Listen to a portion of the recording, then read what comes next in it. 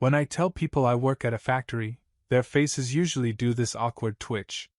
Like I just told them I do dental work with a spoon.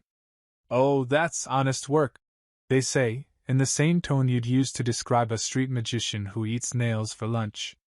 But the truth is, I like what I do. I know what time I clock in. I know what I'm making. I fix real problems with my hands, not just move decimal points in a spreadsheet, while pretending my coffee addiction is a personality trait. I stayed in town when my dad died. Turned down a full-ride scholarship to state because Mom was drowning in bills and Jason, our crown prince of cardiology, couldn't possibly delay med school to help out. I took a job at the local plant my dad worked at for 30 years. Same smell, same machines, same worn-down lockers with names carved into the paint like grave markers. My mom hated it. Hated me for choosing it. "This isn't what your father wanted," she'd say, every time she walked past me without looking. As if my existence was a smudge on her idea of what a family should be. I was supposed to become something, someone she could brag about at her church brunches. Instead, I was the one who fixed the roof, replaced the water heater, and quietly paid the rest of my little sister Nadia's senior trip because Mom forgot. I never complained. Not once. Because I figured, maybe this was the cost of being the steady one. The one who stayed. Then came Mother's Day. I had just finished a 10-hour shift and was microwaving leftover pasta like a true gourmet king when my phone pinged. "Family WhatsApp?" I opened it. The message was short. Sharp. Poison like a needle. "Happy Mother's Day dinner, Sunday at 6 p.m. I'm so proud of all my children who've worked hard and succeeded in life. You're what makes being a mom worth it. Growing heart bouquet." Then a list. Jason, doctor. Laura, software engineer. Nadia, marketing manager. That was it. No. Michael. No. Love you all. Just a digital slap. And right under that she added, "Some choices are too embarrassing to include. I no longer recognize anyone who chooses factory work over ambition. This dinner is for my successful children." I read it 5 times. Then again. Just to make sure I wasn't hallucinating from weld fume exposure. No one said a word. Not Jason. Not Laura. Not Nadia. Silence that screamed in all caps. "No." "What the hell, Mom?" "No. You forgot Michael." Not even a lazy emoji defense. Jason posted a thumbs up. Laura replied, "Can't wait." Nadia dropped a stupid sticker of a dancing flower. That's it. Like it was all fine. I stared at my pasta, then at the chat, then at the pathetic little, growing heart bouquet, emojis sitting under my erasure like a garnish on a turd. Then I calmly opened the settings. Deleted the group. Blocked every number. Set the phone down. And finally ate my pasta. Not because I was okay. Because I was done expecting to be. And when people ask now why I stopped talking to my family, I just say, "Mother's Day." They think I'm joking. I'm not. I didn't rage. Didn't scream. Didn't text back some performative, "Wow, thanks, Mom." I just stopped. Stopped expecting anything. Stopped checking the chat. Stopped hoping someone would speak up for me. You know what's worse than being insulted? Being erased. The day after the Mother's Day message, I woke up like usual at 5:45 a.m., threw on my grease-stained uniform, and went to work. The line manager cracked a joke about my hair sticking up like a pinecone, and I fake laughed like everything was fine. I even held the door open for Dave from shipping, who's been mad at me since I called dibs on the last jelly donut 2 months ago. Everything looked the same. Except everything wasn't. I went home that night and deleted every photo on my phone that had a trace of them. Family vacations. Graduation. Birthdays. Even that blurry picture where Jason tripped on the porch and took out a potted plant. Gone. Then came social media. I nuked it. Facebook? Dead. Instagram? Scrubbed. Group chats? Blocked. Snapchat? Who even uses that anymore? I even unfriended Aunt Carla, and she didn't do anything. But honestly, if you see someone being disowned like an expired carton of milk and don't say anything, you're part of it. Bye, Carla. The weirdest part was the silence. No text. No call. Not even a passive-aggressive Bible verse meme from Mom. I half expected Laura to send something condescending like, "We all process success differently," or Nadia to break the silence with one of her classic, "Mom didn't mean it like that," backpedals. But nope. Nothing. They were really going to let me disappear. And that's when it hit me. I didn't belong to them. I belonged to their narrative. And when I stopped fitting that, when I chose the factory over a corner office, I became the embarrassing footnote they didn't want to read out loud. So I started unlearning the need to be chosen by people who couldn't even choose kindness. I went to work. Came home. Watched YouTube videos about power systems, electrical theory, mechanical design. I started taking night classes at the local tech college. Quietly. No announcements. No Facebook humble brags. Just me, some coffee, and a dream. Every Tuesday and Thursday, I'd clock out, change in the locker room, and head straight to campus in my steel toes and factory hoodie. Surrounded by kids 10 years younger who thought I was someone's uncle visiting the class. Didn't matter. Because slowly, something shifted. I started feeling proud of myself. Not in the, "Mom posted my med school letter on Facebook again" way. No. This was different. This was earned. While Jason was out there being Dr. Golden Boy, and Laura was busy posting filtered selfies from WeWork bathrooms, I was rebuilding from scratch, with a wrench in one hand and a textbook in the other. I didn't tell anyone. Not even my coworkers. Because this wasn't for show. This was for me. But there were hard nights too. Nights where I'd scroll through my contacts and hover over their names. Where I almost texted Nadia, "Did you mean it too?" Where I nearly called Mom and asked, "Did it feel good? Cutting me out like that?" But I didn't. I'd already been invisible once. I wasn't going to audition for it again. So instead, I started journaling. Scribbling things I'd never said out loud. Writing down what I wish someone, anyone, had told me growing up. Things like, "It's okay to take a different path. Love isn't conditional on your LinkedIn bio. You're not broken. They just wanted a different mold." I kept that notebook tucked inside the old cigar box my dad left me.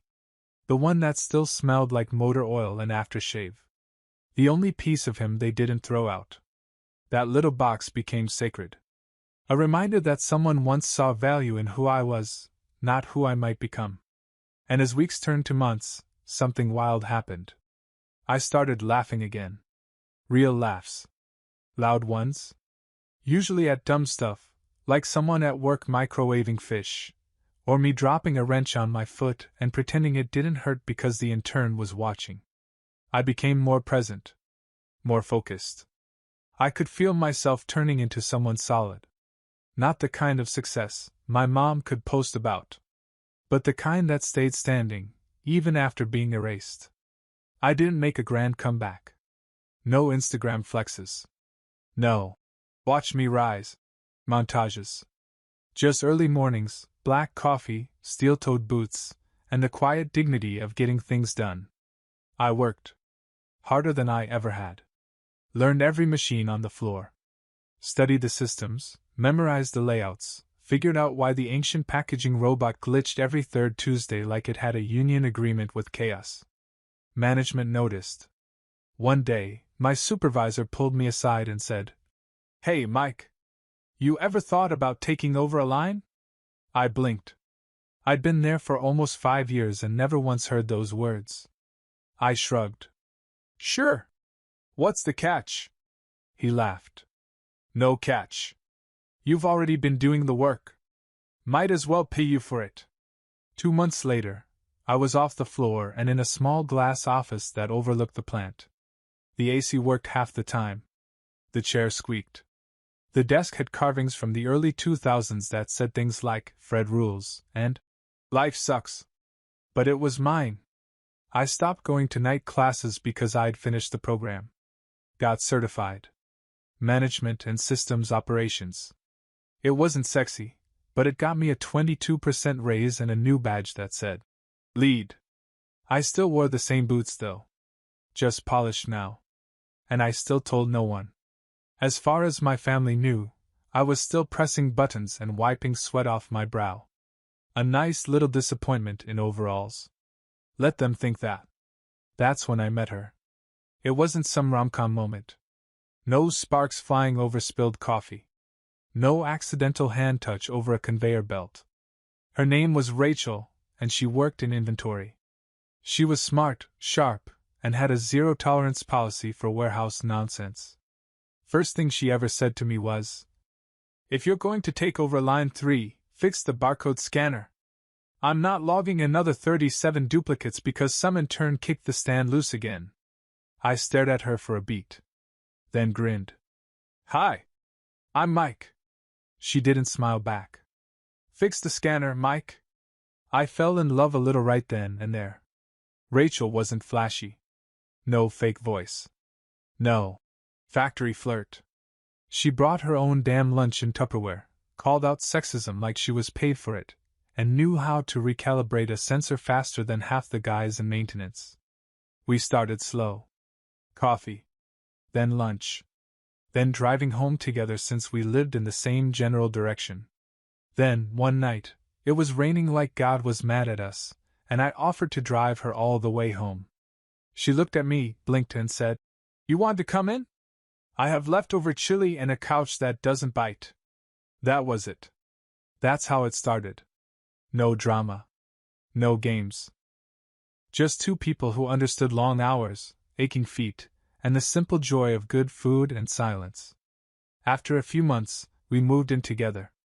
I didn't tell anyone. Rachel asked once, "Do your folks know about us?" I laughed. Not because it was funny. Because it was ridiculous. "They don't even know I still exist." She nodded. "You okay with that?" "More than okay," I said.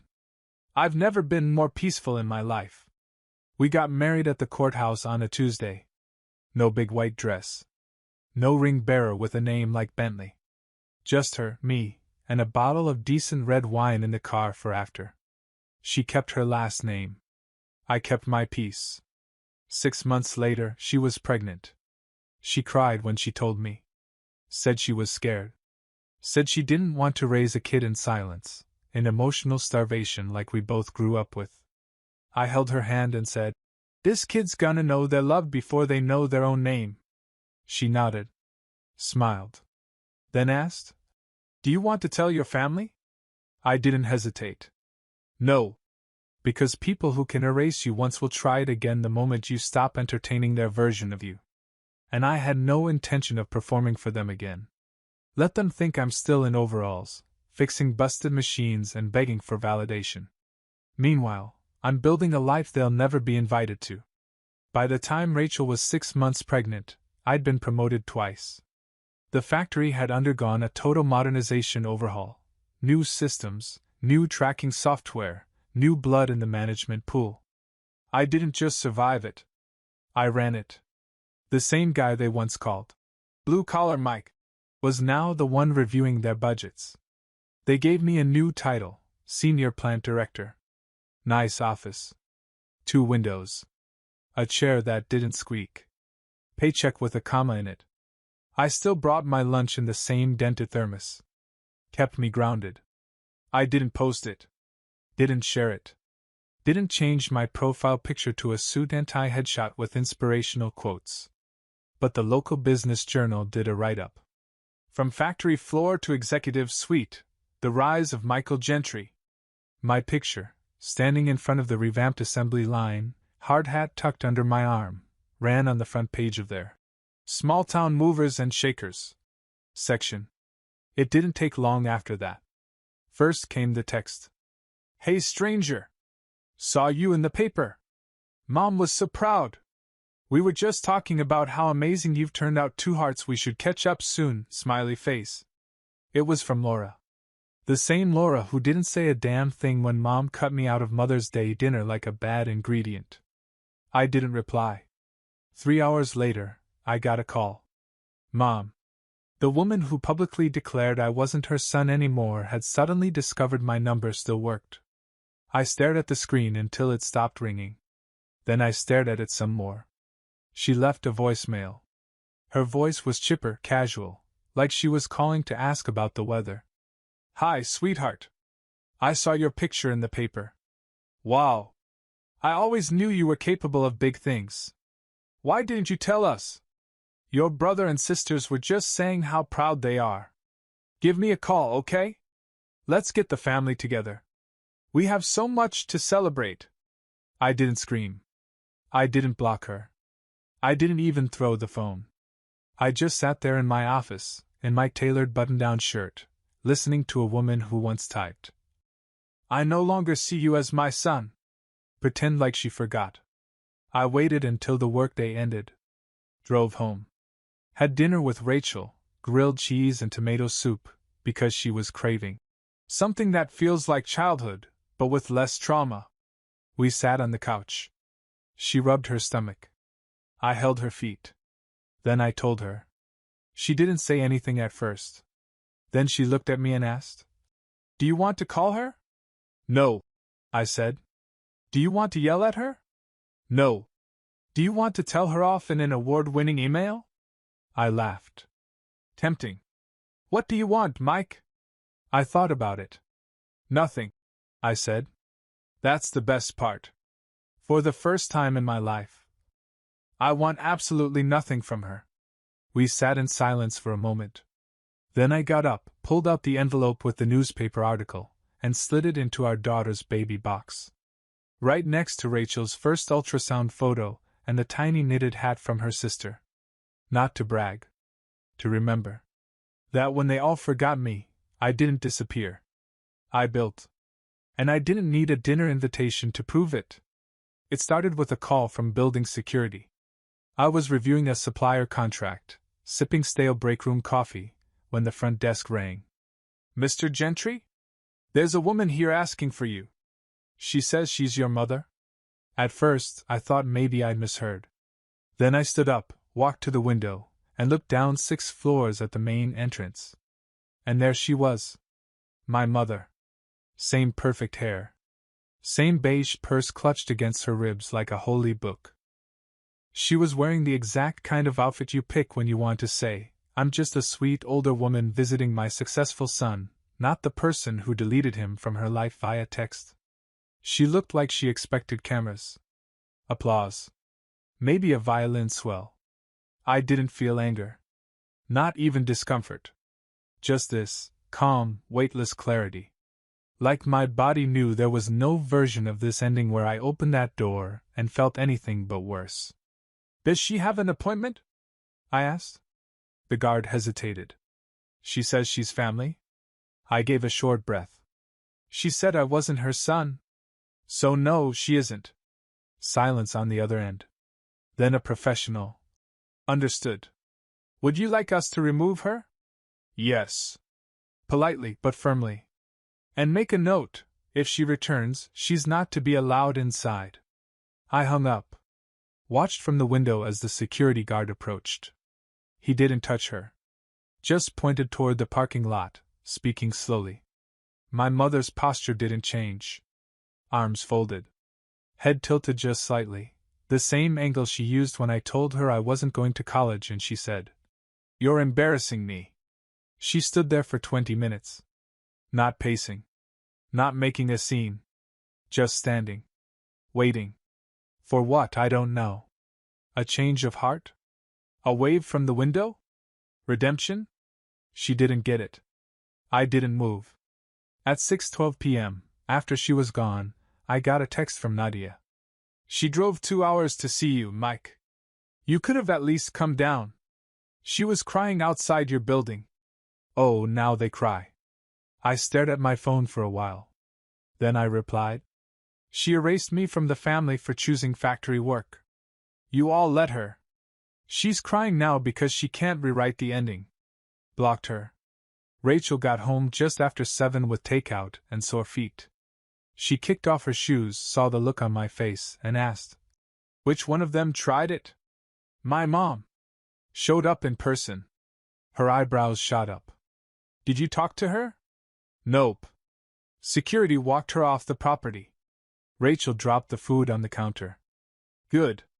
She didn't ask if I felt bad. She knew the answer. We ate on the couch, our daughter rolling in Rachel's belly like she was trying to kick her way into the conversation. After dinner, I pulled out my laptop and opened a folder I hadn't looked at in years. It was called Receipts. Inside was a single screenshot. The Mother's Day group chat message. "All my children are successful, except Michael. He chose to be a factory worker. I no longer see him as my son." I read it once, then closed the laptop. Rachel leaned over and asked, "Why do you keep that?" I shrugged. "Not out of bitterness. Just to remember what gaslighting can't erase." She nodded. "Smart." We went to bed. The next morning, a photo began circulating in our company's Slack chat. Someone had snapped a shot of a woman standing outside the building, arms folded, looking devastated. Caption: "That's someone's mom? She's been standing here for like 20 minutes straight. Wild." I didn't comment. Didn't react. Just muted the thread and got back to work. Later that afternoon, I got an email. From an address I didn't recognize at first. The subject line just said, "You don't understand what it's like to be a mother." The name at the bottom? Karen Gentry. Of course. 3 days after she stood outside my building, the letter came. Not an email. Not a text. A physical letter. Handwritten. On floral stationery like this was 1994, and she was writing to Dear Abby. It was addressed to Michael Gentry and family, which already pissed me off. It had been slid through our front door. No stamp. No envelope. Just folded paper with a name written in a handwriting I hadn't seen since birthday cards in middle school. Rachel found it first. She was putting groceries away, our toddler-sized stroller parked in the hallway, when she saw it lying on the mat. I came out of the bathroom and found her standing there, holding it like it might detonate. Her face was pale. She just said, "It's from her." I took it gently. Read the first line. "Michael, I don't know what you've told your wife about me, but I want her to know I always prayed for your happiness, even when I didn't understand your choices." Ah. So we're opening with passive aggression. Bold move. I skimmed the rest. It wasn't an apology. It was a manipulation. There were phrases like, "I only said what I did out of fear. You've always been different, sensitive, stubborn. I'm sorry if you felt unloved." If. That magical little word people use when they want to express regret without taking accountability. Then came the closer.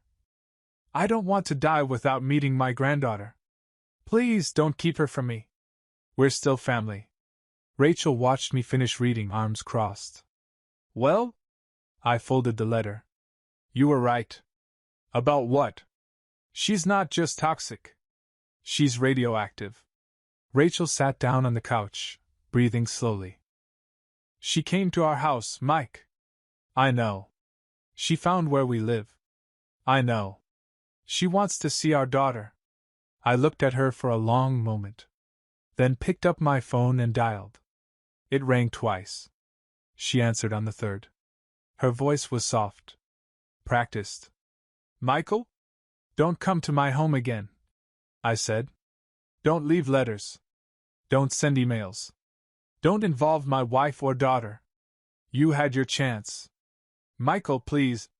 You don't get to talk about family now. You said I wasn't your son. You made that choice." I was upset. So was I. And I still showed up. Paid the bills. Helped with the house. Took care of things none of your successful children would touch. Silence. She tried again. "I miss you. I regret what I said." "No, you regret that I didn't stay small. That I didn't stay quiet. That I didn't stay desperate enough to still want your approval." A pause. Then the moment I'd waited for. she whispered. Can I meet my granddaughter? Just once? I didn't yell. Didn't shake. I just delivered the sentence that had lived rent-free in my chest for years. I no longer see you as family, she gasped. A sharp little intake of breath like I'd punched her through the phone. I hung up before she could cry. Blocked the number. Deleted the voicemail she left 2 minutes later without listening to it. Rachel walked over and wrapped her arms around me. She didn't say, I'm proud of you. She didn't need to. Because this wasn't about triumph. It was about peace. And I wasn't going to trade mine for a woman who only remembered I existed when I became someone she could boast about to her book club. After that final call, everything got quieter. No more voicemails. No unexpected visitors. No envelopes with floral stationery on the mat. Rachel set up a security cam anyway. Just in case. We didn't talk about it much. We didn't have to. Some scars are better honored with silence. A few days later, I pulled out the old shoebox I'd kept buried in the back of my closet. It was filled with everything I hadn't had the nerve to throw away. Printouts of old texts. A photo of my siblings and me when we were kids, all teeth and sunburns. One last screenshot, that group chat message from Mother's Day. All my children are successful, except Michael. He chose to be a factory worker. I no longer see him as my son. I looked at it one more time. The punctuation. The boldness of her certainty. Then I printed it. Just one copy. I slid it into a folder labeled Proof I Didn't Imagine It. And then I locked the folder in a drawer. Not out of spite. Out of preservation. Because when you grow up constantly gaslit, you learn to archive the pain, not to keep it, but to know it was real. That weekend, our daughter turned 1. She didn't know what a birthday was. Just that there were balloons. And frosting. And people who clapped when she smacked her cake like a tiny MMA fighter. Rachel made cupcakes. I grilled. We had a few friends over, people who'd stood by us when things were quiet, not just when headlines hit. No extended relatives. No forced hugs. Just love. The kind you don't have to earn. After everyone left, and we were cleaning up, our daughter sat on the floor playing with a toy phone.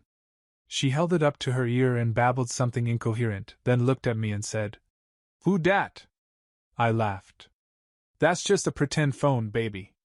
She looked thoughtful, as much as a 1-year-old can, and then asked, "Where's family?" Rachel paused mid-wipe on the counter. I knelt down, touched her tiny hand, and said, "Family is who loves you on the hard days." She blinked, then smiled, and repeated, "Hard days."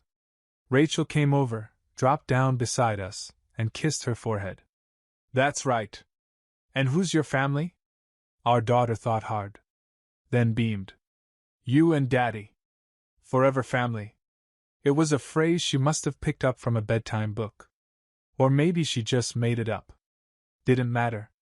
Because that was it. That was the moment I'd never gotten growing up, the certainty. The stability. The unshakable sense that you are wanted, not just when you're winning, but when you're tired. Or messy. Or imperfect. I didn't need a press release to announce I'd moved on. I didn't need a final confrontation. I just needed that moment. In our living room. With frosting on the carpet and a toddler on my lap. That night, after she went to sleep, Rachel found me standing in the doorway of her nursery, arms crossed, staring at the tiny crib filled with stuffed animals. "You okay?" she asked. I nodded. "Just remembering." "Good memories or bad?" "Neither," I said. "Just noticing the difference." She stepped beside me. Rested her head on my shoulder. "You did it, you know," she said softly. "You broke the pattern." And for the first time in my life, I believed it. 6 weeks after the birthday party, I got one last email. No subject line. No greeting. Just one line, sitting heavy in the middle of the screen. "Let's not throw away 30 years over a misunderstanding." I stared at it for maybe a minute. Then I laughed. Out loud. Alone in my office. A misunderstanding. Like her typing out that I was no longer her son in front of 3 witnesses was just paraphrasing. Like I'd been confused. Dramatic. Touchy. I closed the laptop. Didn't respond. 2 days later, she sent a photo. Her. Standing by a lake. Holding a daisy. Captioned. Forgiveness is freedom. Nope. I blocked the email. This time for good. Because here's the truth they never understand. Some people think setting a boundary is an attack. That saying no is cruel. That cutting off the people who hurt you is the real betrayal. But I didn't betray anyone. I just finally chose myself. I chose my wife. My daughter. My quiet, ordinary life built from scratch. I didn't erase her.